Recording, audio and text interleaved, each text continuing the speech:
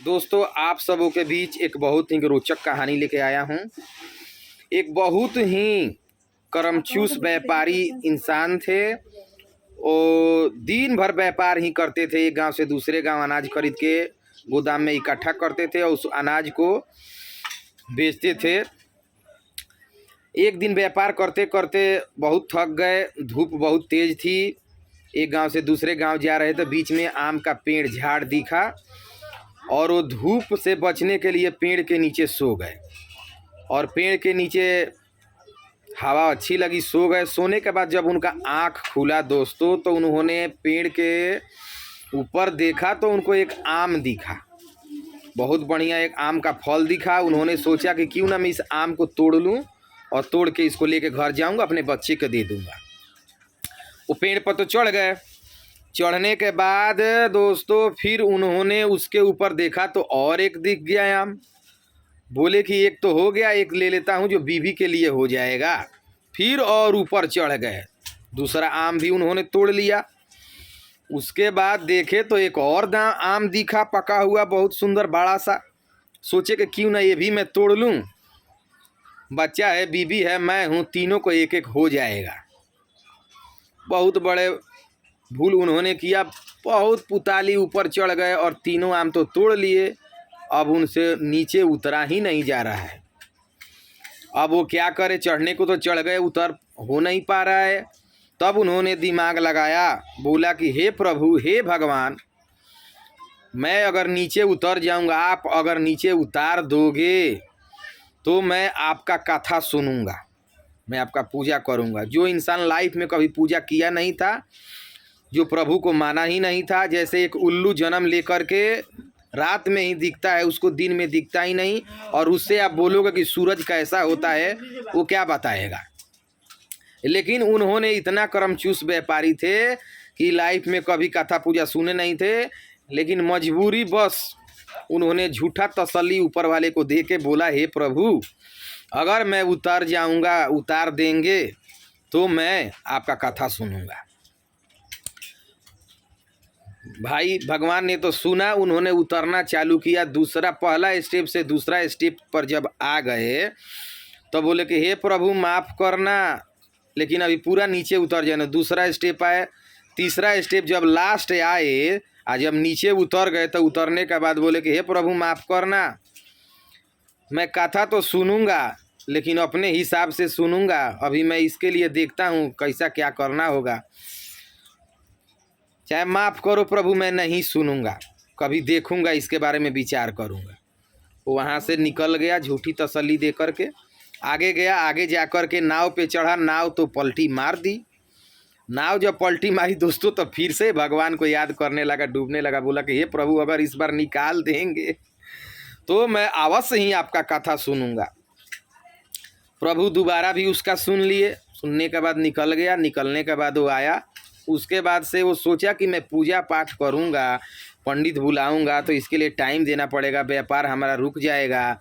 इसके लिए वो दिमाग लगाया। बोला कि पहले तो पता करने चला कि जो पंडित दिखा उससे पूछता था, ए पंडित जी, सुनो सुनो सुनो, क्या बात है बच्चा। पंडित जी बोले, तो आप कितना खाते हैं। तो पंडित जी थोड़ा ज़्यादा खाते थे। उन्होंने बोला कि वही 1 किलो 750 अनाज का तो भोजन मैं कर लेता हूँ। तो नहीं, आप ज़्यादा भोजन करते हो, इसके लिए छोड़िए, खैर कुछ बात नहीं है। उन्होंने पूछा कि बोलो बात क्या है। तो नहीं, छोड़ो, बात कुछ नहीं है।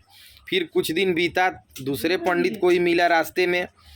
फिर उन्होंने उनसे पूछा, ओ महाराज जी, सुनो, क्या बात है बच्चा। पंडित जी बोले, तो आप कितना खाते हैं। तो वही 750 आधा किलो खा लेता हूँ। फिर ये सोचा कि भाई तो ज़्यादा अनाज बोल रहे हैं खाने के लिए, छोड़ो, इनसे नहीं कराने का है।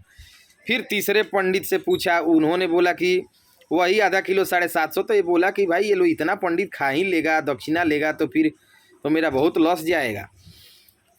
तब स्वयं पंडित जी बन कर के भगवान विष्णु भगवान बन कर के आए और इसके आगे से गुजरने लगे। जब आगे से गुजरने लगे तो इन्होंने देखा, ओ महाराज, रुको, इधर आओ। स्वयं भगवान ने ही ब्राह्मण का रूप पकड़ के गए थे। तो सामने आए। बोले कि क्या बात है बच्चा, बोलो। तो एक कथा करनी है। आप कितना खाते हैं। तो वही 100 ग्राम खा लेता हूँ बच्चा। ठीक है महाराज जी, आप तो अब मेरे काम के हैं, चलिए मेरे घर। और दान दक्षिणा तो वही आपकी जो मर्जी होगी दे देना। इसको खुशी हुई, बोला कि ठीक है 100 ग्राम ही तो खिलाने का ही है, दान दक्षिणा जो मर्जी रहेगा, 1 कौड़ी 1 पैसा दे देंगे, खिस्सा ख़त्म। चलो पहले जो भाड़ा तो भाका हूँ, मन्नत मांगा हूँ, उसको तो करके हटा दूँ, नहीं तो फिर कभी फंस जाऊँगा। मतलब डर से ले गया, स्वयं भगवान ही पंडित के रूप में आए थे, गए और ले जा करके घर पे। फिर पूछे कि पंडित जी टाइम कितना इसमें लगेगा, तो वही 3-4 घंटा पूजा में लग जाएगा बच्चा। तो ये देखा कि भाई 3-4 घंटा पूजा में कौन बैठेगा, इतने में तो मैं कितना व्यापार कर लूँगा। फिर दिमाग लगाया, बोला कि पत्नी से सुनो, सामग्री सब जुटा दिया हूँ, पंडित जी से कथा तुम सुन लेना, और सुनो 100 ग्राम से ज़्यादा मत खिलाना, और दक्षिणा का तो बात ही मत करना। मैं जा रहा हूँ, मैं इतना देर बैठूंगा तब तो व्यापार करके चले आऊँगा। पत्नी कथा सुनने के लिए बैठ गई। कुछ दूर गया था तो आवाज़ लगा के बोला कि सुनो, पंडित जी जैसा बोलेंगे वैसा करना, और ऐसा इशारा कर रहा है कि मतलब दान दक्षिणा मत देना, लेकिन सुना के ऐसे बोला आकि पंडित जी को बुरा ना लगे, पंडित जी जो बोलेंगे वैसा करना। अब इतना बात, उसकी औरत तो शादी साध्वी थी, थोड़ा बावली थी, उसके समझ में आया कि चलो जाते जाते पति ने बोल के गया है कि जो पंडित जी बोलेंगे वो करना है।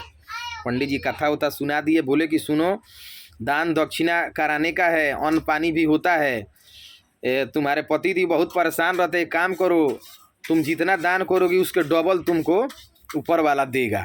पंडित जी ने क्या किया, बोला कि गोदाम में तुम्हारा जितना अन्न पानी है, तो ये सोची कि सही बोल रहा है, अगर इतना देंगे तो डबल देंगे भगवान। तो ये बोली कि पूरा गोदाम का ही अनाज मैं दे देती हूँ पंडित जी को, कि फिर मेरा डबल हो जाएगा। अब ये क्या करी, बोली कि महाराज जी हमारे गोदाम में जितना अनाज है सब आपको दक्षिणा में दे देती हूँ, दान दे देती हूँ। संकल्प कर दी। उसके बाद से बोले कि और कुछ आता, हाँ पैसा रुपया भी घर में है, गहना पैसा भी है, सब डबल करिए, हमारा पति बहुत परेशान रहता है, दिन रात व्यापार में रहता है, सब डबल कीजिए, सब दान में आपको करती हूँ। सब उन्होंने दान दक्षिणा में उनकी पत्नी दे दी। पंडित जी एक टायर बैलगाड़ी किए और उस पर पूरा अनाज, उसके घर का रुपया पैसा धन दौलत सब लेके चल दिए। चलने के बाद में अब कुछ तो घर पे बचा नहीं। शाम को व्यापार करके जब वो आया, आने के बाद जब घर पे आया तो देखा, पत्नी से पूछा, सब घर खाली खाली, गोदाम खाली खाली। बोला कि ये क्या हुआ, तो क्या हुआ, सब डबल कर दिया हमने। तो क्या डबल कर दिया, पूरा घर तो खाली है। तो नहीं, पंडित जी बोले थे कि जो कुछ तुम दान करोगी तुम्हारे को डबल हो जाएगा, डबल मिल जाएगा, इसके लिए मैं सब दान करती। अरे बेवकूफ़, तुमको बोला था बेवकूफ़ कि तुम खाली 100 ग्राम भोजन कराना, दान दक्षिणा मत देना। है आप ही तो जाते जाते बोले कि पंडित जी जैसा बोलेंगे वैसा करना, इसके लिए मैं कर दी। अब बेचारा सर के हाथ पकड़ के नीचे गिर गया, मूर्छा आ गई। फिर उसकी पत्नी पानी छिड़काव करी मुंह पे, फिर उठ के बैठा और छाती पीटने लगा कि बोलो कि सब सत्यानाश हो गया, सारा धन संपत्ति चला गया।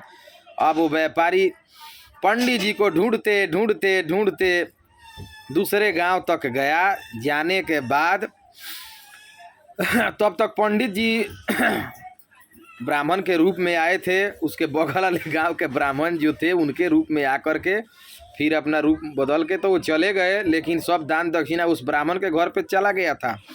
ठीक दिमाग लगा के चल दिया उस ब्राह्मण के घर पे।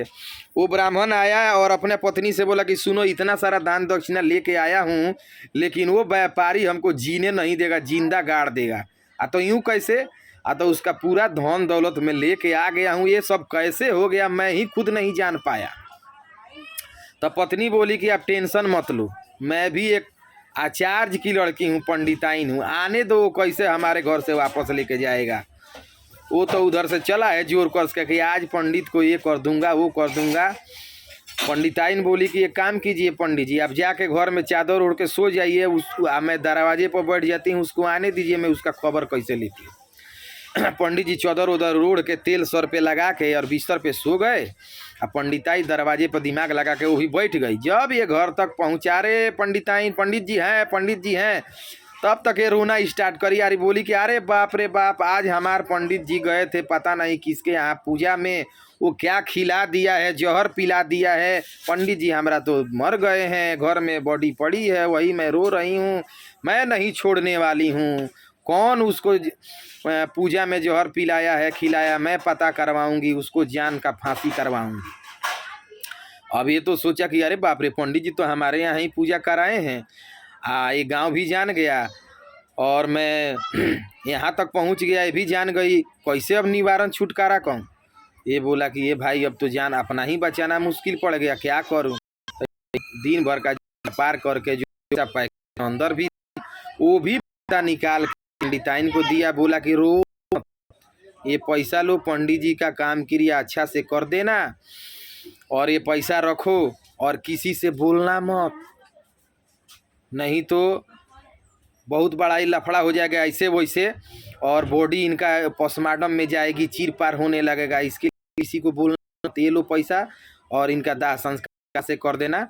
और अपना होशियारी समझ के और चल दिया। जो पंडित जी को जगाई, जगाने के बाद बोली देखे जो आप लेके आए वो तो लेके आए, और जो उसके पैकेट में भी था वो भी हमने वसूल कर लिया। यही होता है दोस्तों, दानी का और सोम का खर्चा बराबर ही जाता है। वो बहुत बड़ा कर्मचूस इंसान था, व्यापारी था, लाइफ में कभी परोपकार का काम ही नहीं किया था, दान ही नहीं दिया था, पूरी जिंदगी और उन्होंने कमाई पे ही जोड़ दिया। कमाई के अलावा, व्यापार के अलावा उसने किसी से ना रिश्ता रखा, ना किसी के दुख सुख में कभी किसी में शामिल हुआ ही नहीं।